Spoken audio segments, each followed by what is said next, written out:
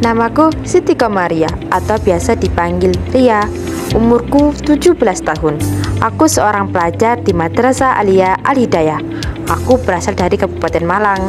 Motivasiku mengikuti duta pustaka adalah karena ingin menambah wawasan dan pengalaman serta mengajak setiap generasi muda untuk memahami arti penting literasi di era digitalisasi yang mengajarkan berpikir kritis dan inovatif melalui membaca, serta mengasah dan memperdalam potensi minat bakat yang ada dalam diri mereka. Di latar belakangi generasi muda masa kini menyadari bahwa membaca juga merupakan salah satu fondasi dalam menghadapi buta huruf. Literasi adalah kemampuan menyerap, mengelola suatu bacaan yang berguna untuk kehidupan. Saat ini, teknologi bisa memudahkan kita dalam mencari dan membaca suatu informasi bisa diakses di mana saja dan kapan saja. Memanfaatkan gadget untuk informasi dan membaca buku yang berkualitas. Namun, negatifnya, banyak anak muda yang terlena, yang lebih kecanduan bermain game, dan lain sebagainya.